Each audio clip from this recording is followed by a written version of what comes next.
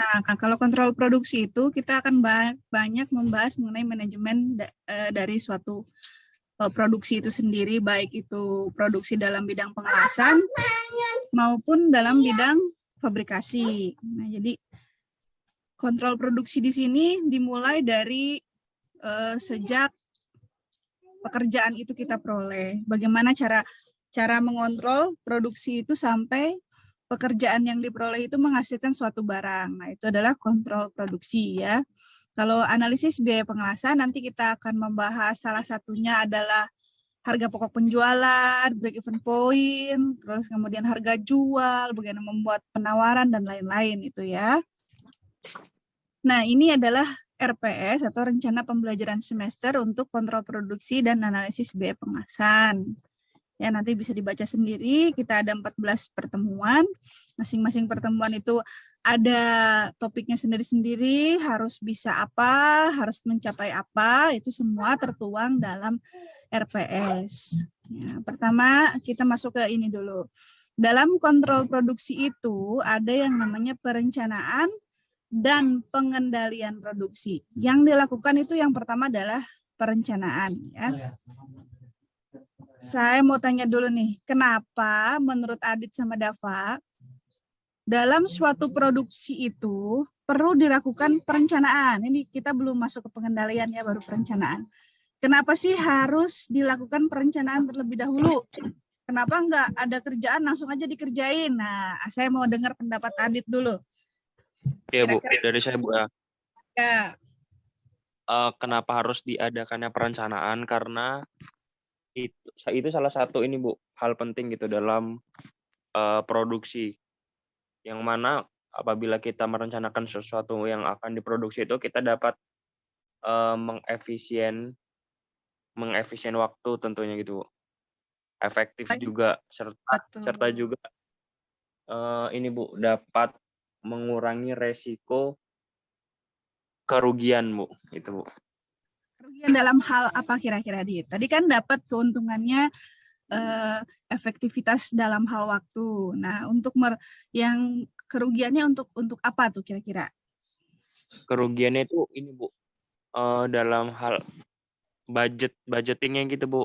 Jadi misalnya kalau kita barang itu, misalnya kita ngebuat barang jadi, itu kita harus ya bener kayak menghitung biaya pengeluaran segala macam gitu Bu. Biar nanti harga jualnya juga bisa apa ya Bu, bisa inilah sesuai ya Bu.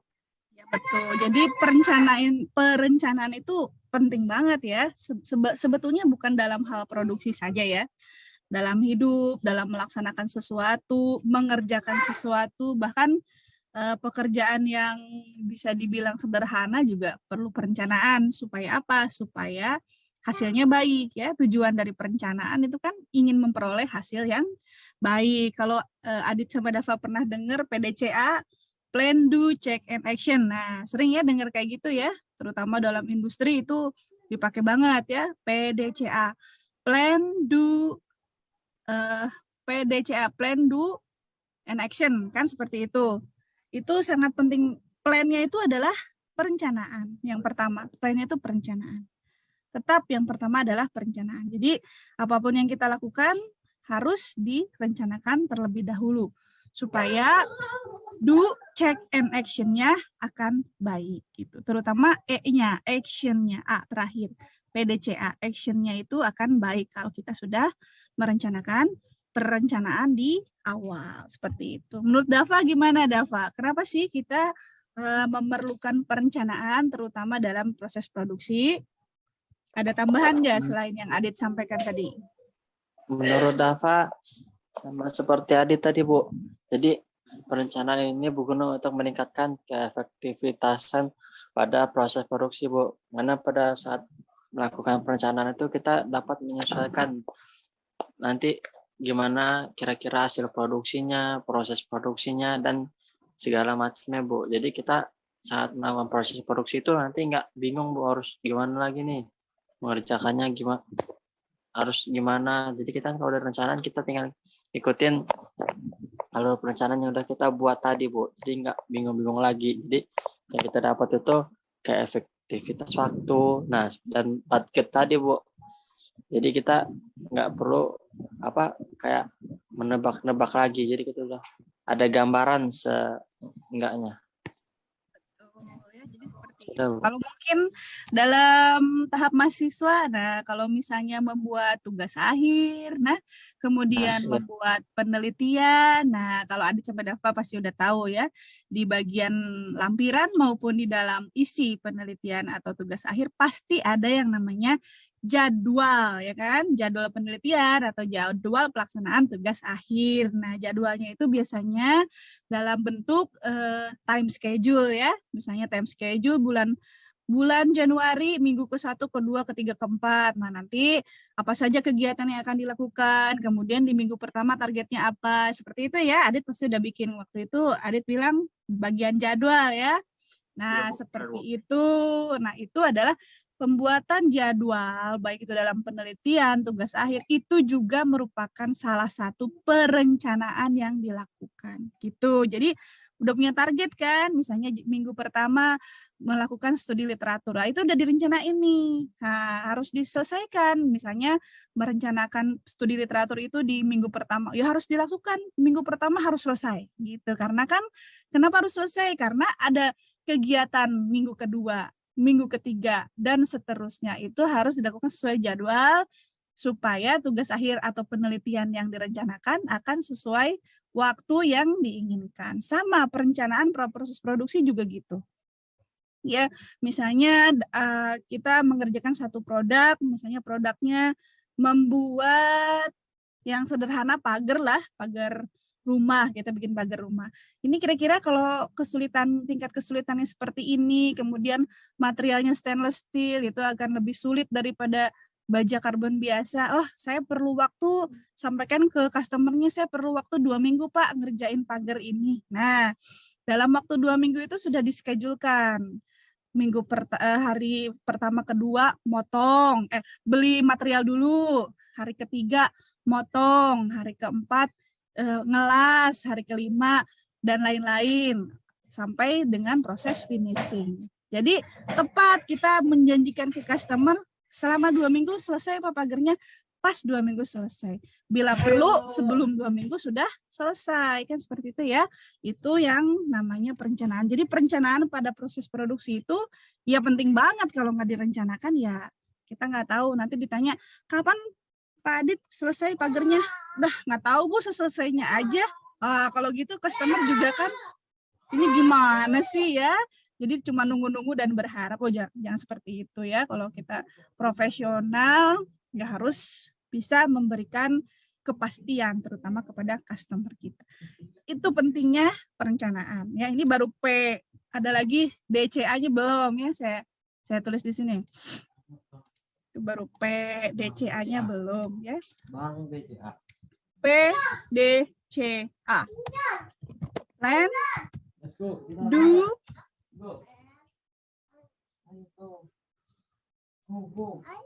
and tadi C-nya apa ya? Saya lupa.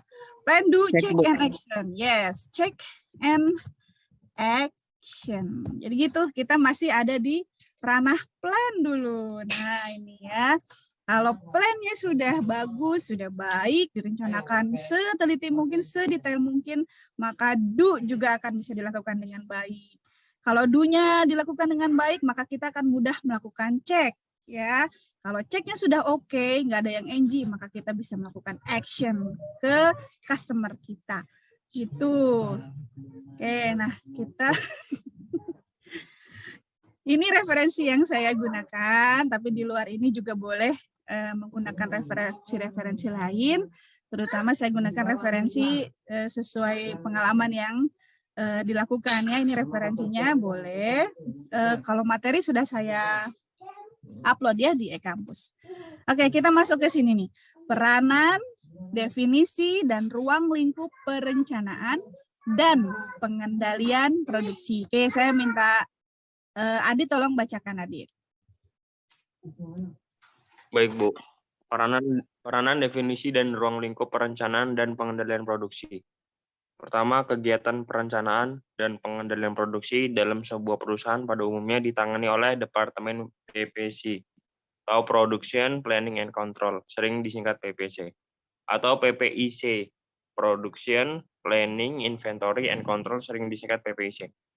Kegiatan perencanaan dan pengendalian produksi merupakan salah satu kegiatan utama dalam suatu sistem industri selain kegiatan keuangan dan pemasaran.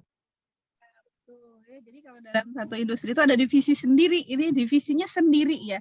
Jadi Iya, orang yang berada di divisi PPIC itu nggak megang mesin, enggak ya, bukan sebagai operator juga enggak, tapi dia memanajemen suatu pekerjaan dari mulai pekerjaan itu datang sampai dengan proses pengiriman. Nah, departemen atau divisi tersebut biasanya disebut sebagai PPIC. Sekarang sudah ada I-nya ya.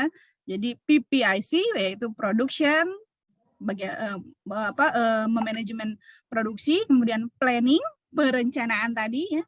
Kemudian inventory itu jadi peralatan yang dibutuhkan, tools yang dibutuhkan, material yang dibutuhkan, barang bahan baku itu semuanya dipersiapkan.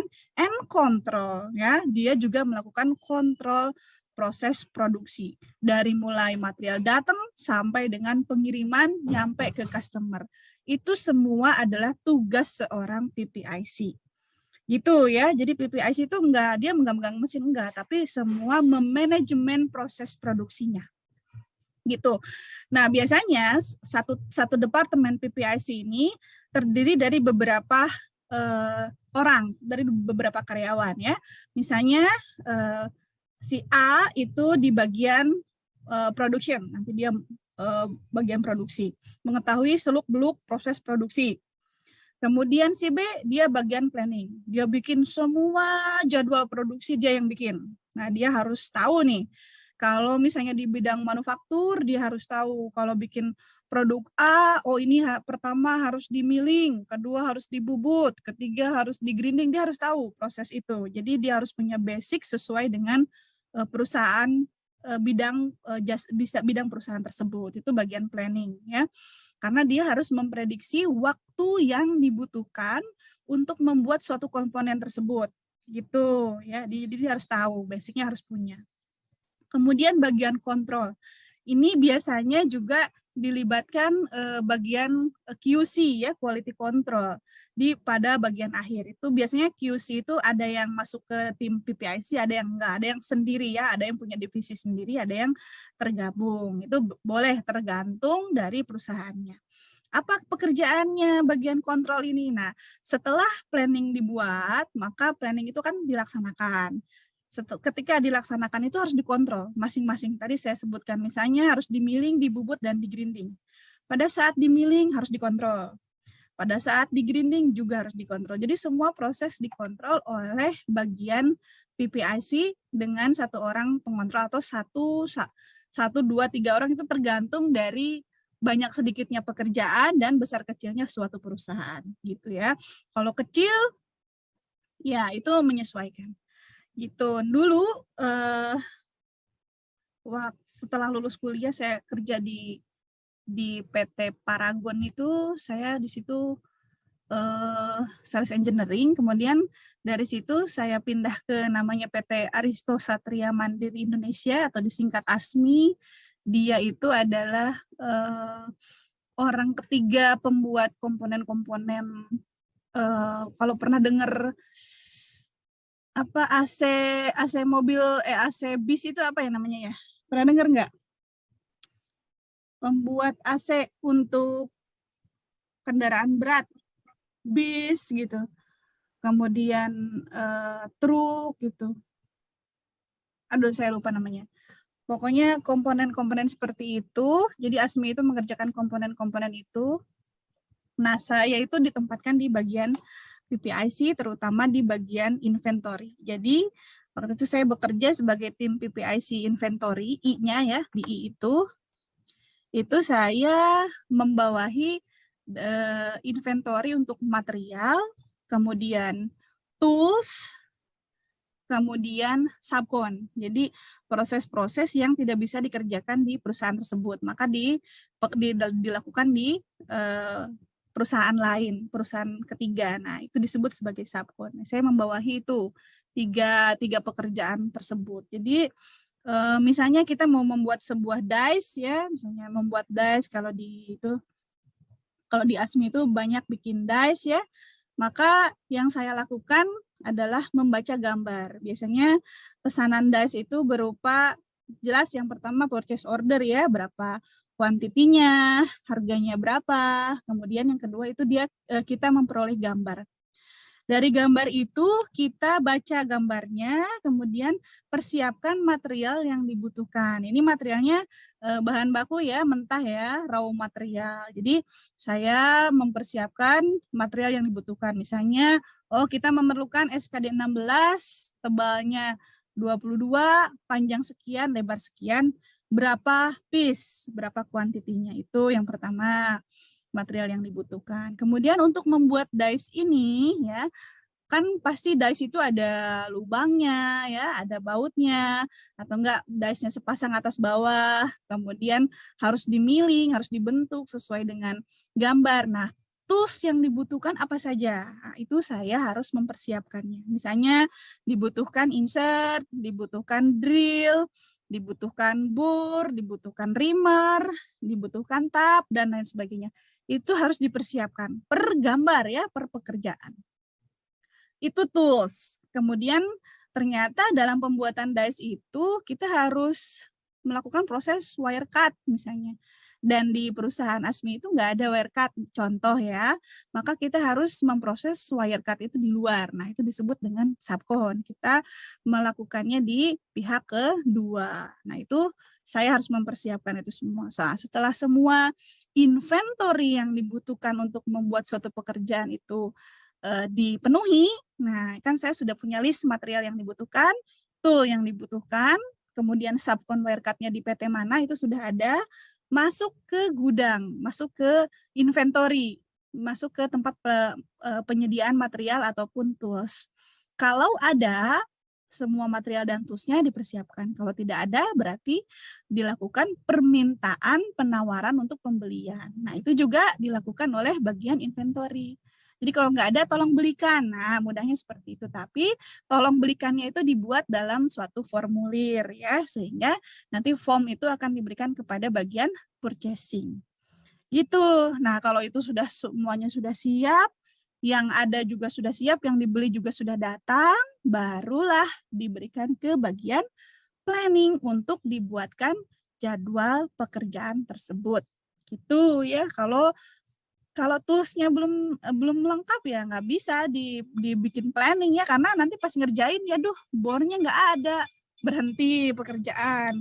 Nah, nanti kembali lagi ke Adit sampaikan tadi, efisiensi waktunya terhambat kalau memang tools dan material yang dibutuhkannya nggak ada. Jadi gitu ya, jadi dipersiapkan sedetail mungkin supaya pada saat proses production dan juga proses planning itu tidak ada hambatan, lancar aja gitu. Efisiensi waktu tercapai, kita kirim juga tepat waktu. Nah, itu menjadi kuncinya. Jadi kalau produksi itu kuncinya adalah tepat waktu. Gitu ya, bisa dipahami ya sampai di sini ya.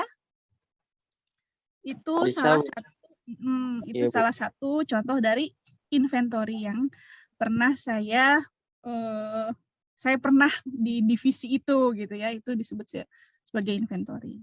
Itu dari divisi inventory saya dapat berapa bulan di divisi inventory, masuk ke planning karena saya punya basicnya di mesin, masuk ke planning. Nah, saya di planning lebih lama daripada di inventory karena ketika inventory kita sudah paham, tool yang dibutuhkan paham, kemudian cara proses dari suatu komponen juga sudah tahu, ya udah saya kerjanya di sini di planning.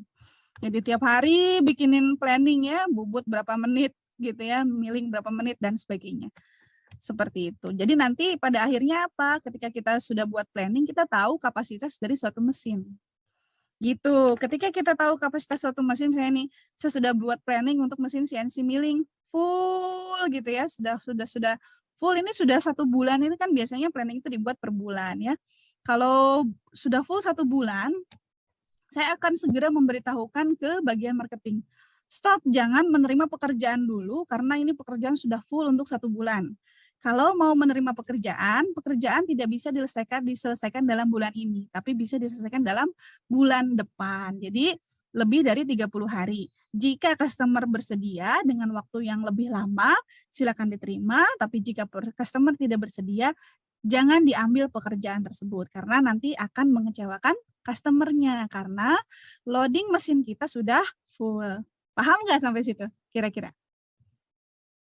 Paham, Bu. Paham ya? Gitu ya. Jadi kuncinya adalah di PPIC.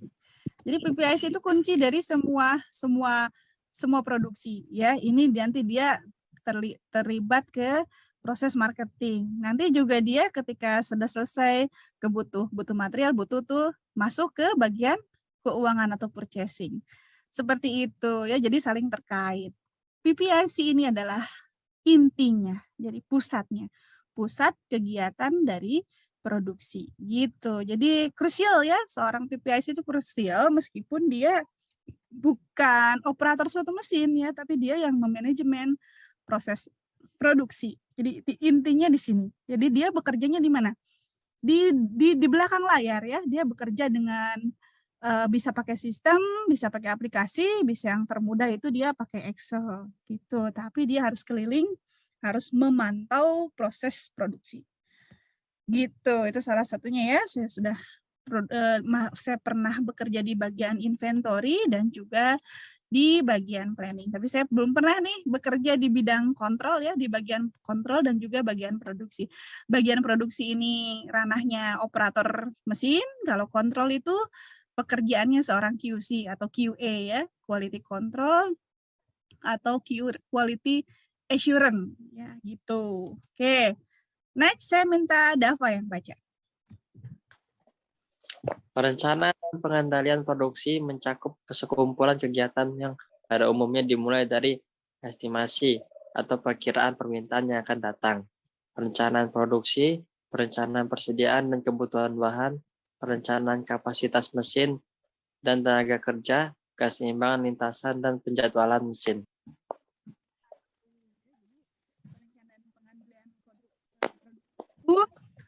Kegiatannya banyak ya, estimasi harga juga kadang kita juga diminta ya untuk estimasi harga karena nggak semua marketing itu dia paham mengenai basic mesin ya gitu. Tapi kita membantu mereka untuk membuat estimasi dengan cara kita sudah tahu bagaimana menghitung BP, bagaimana menghitung harga pokok produksi. Nah, kita rekomendasikan kepada marketing untuk membuat penawaran gitu. Kita kadang sering membantu itu.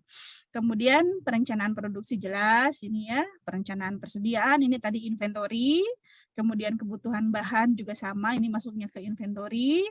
Kemudian perencanaan kapasitas mesin ini masuk ke planning, nanti kita tahu, oh kapasitas mesin ini udah penuh, mesin yang ini belum penuh, maka kita bisa menerima pekerjaan yang belum penuh itu. Gitu.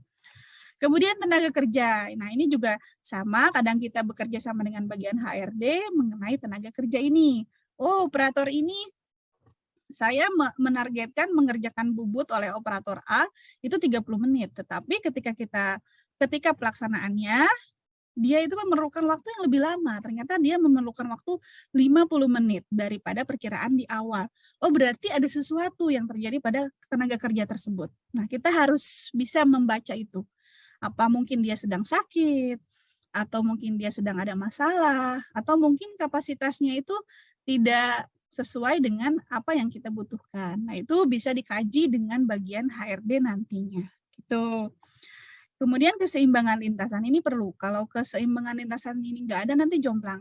Ketika proses itu seharusnya sudah ada di mesin grinding dan siap di-grinding oleh operator grinding, tetapi karena tadi ya tenaga kerjanya mungkin dia sedang sakit, jadi dia membutuhkan waktu yang lama, maka operator grinding ini diam, nggak ada kerjaannya, padahal dia harusnya sudah mengerjakan karena mentok di bagian bubut misalnya. Nah, ini perlu dievaluasi. Bagaimana caranya supaya jadwal itu tetap sesuai dengan apa yang diplanningkan. Tuh ya. Dan ini penjadwalan mesin sama ini tadi di awal. Gitu. Oke, kemudian kita masuk ke sini. Saya minta tolong Adit bacakan dia. Peran perencanaan dan pengendalian produksi. Yang pertama, pada umumnya tujuan akhir dari suatu perusahaan adalah untuk memperoleh keuntungan, keberlanjutan, dan pengembangan usaha. Di sisi lain ada tuntutan konsumen yang harus dipenuhi perusahaan. Tuntutan konsumen pada umumnya meliputi kualitas baik, harga murah, penyerahan tepat volume dan waktu, produk fleksibel dan variatif. Ketiga, supaya tujuan kedua belah pihak antara produsen dan konsumen terpenuhi, maka perusahaan harus mampu membuat perencanaan dan pengendalian produksi dengan memperhatikan semua tujuan tersebut. Tujuan akhir perusahaan ya jelas lah memperoleh keuntungan ya. Tapi selain memperoleh keuntungan ya keuntungan untuk suatu waktu yang pendek juga kurang baik ya. Keuntungan itu kan inginnya diperoleh itu terus menerus atau keberlanjutan, terus terjadi keuntungan secara terus menerus. Kemudian selain itu harapan pengusaha kan misalnya dia sudah mempunyai usaha di bidang jasa fabrikasi. Tentunya dia ingin mengembangkan lagi perusahaannya, entah itu fabrikasinya menjadi semakin berkembang, semakin besar, atau dia mau ke usaha-usaha yang lain. Misalnya seperti saya, awal fabrikasi, kemudian ingin mengembangkan ke arah stamping. Stamping sudah ada, ingin lagi mengembangkan ke arah machining. Jadi seperti itu. Ingin selalu terjadi pengembangan usaha. Seperti itu ya. Kemudian apa sih yang terpenting bagi produksi ini? Ya jelas yang pertama itu dibandingkan dengan kualitas baik, harga murah, produk fleksibel dan variatif, yang paling utama adalah penyerahan tepat volume dan tepat waktu. Maksudnya seperti apa? Jadi kadang beberapa perusahaan meskipun ini di luar kualitas. Kadang misalnya karena terburu-buru meskipun kualitasnya kurang tidak 100%, baru 98%, tapi karena terburu-buru harus diserahkan tepat waktu. Ketika kita menyerahkan pas tepat waktu, dia akan lebih menghargai gitu. Apalagi kalau kita bisa menyerahkan barang yang dipesan tepat waktu, volume di sini misalnya dia order 1000 piece, kita bisa mencukupi 1000 piece juga, tidak kurang ya. Kemudian kualitas yang dihasilkan oleh kita adalah baik, itu pasti produsen customer itu tidak akan pindah ke lain hati. Jadi seperti itu ya.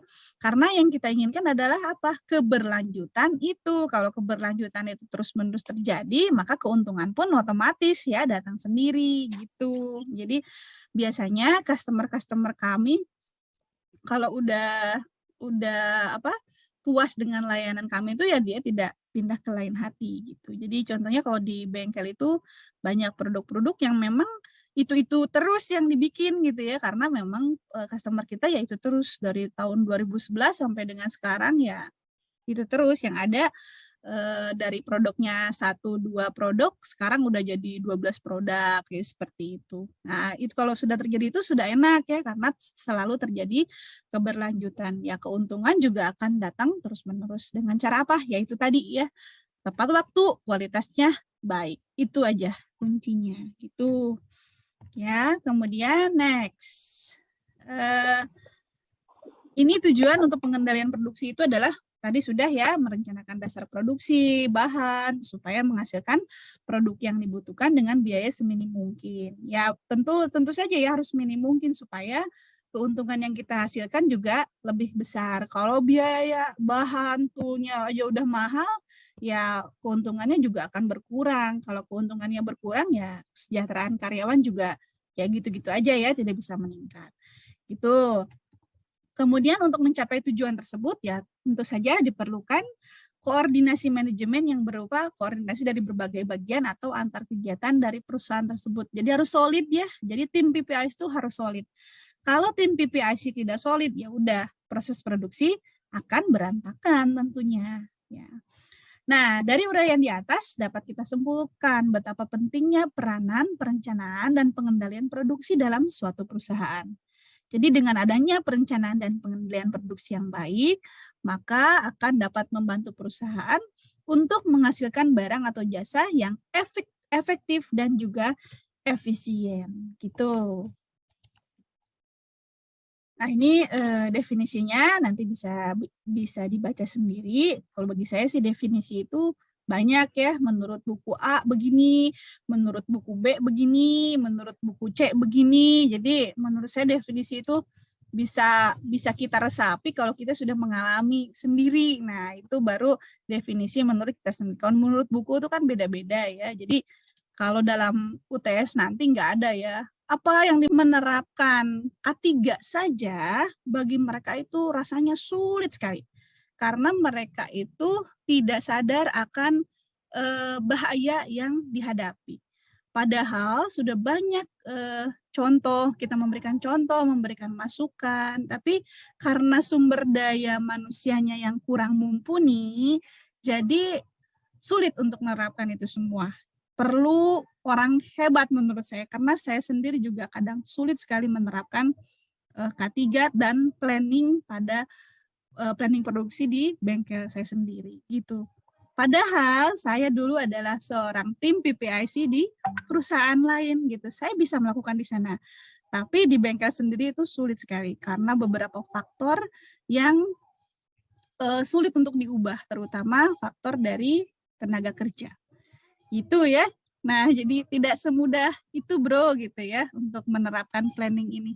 Sulit sekali. Padahal kalau semua sudah paham, semua karyawan yang terlibat dalam produksi itu sudah paham bahwa planning ini penting ya, pasti mereka akan melakukannya. Tapi memang sulit ya, jangankan karyawan ya, mungkin kalian sebagai mahasiswa juga untuk menulis itu juga kan berat ya kalau tidak terpaksa gitu kan ya.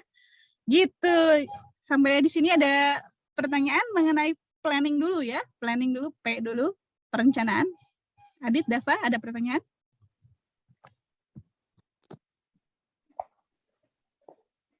Dava cukup sih, Bu. Oke, Iya, Adit Bu, ada saya pertanyaan? belum ada, Bu. Belum ada, Bu, saya, Bu. Oke deh kalau gitu ya. Nanti kalau ada pertanyaan silahkan dituliskan di e-kampus ya. Nah, setelah ini saya akan buka buka diskusi online-nya.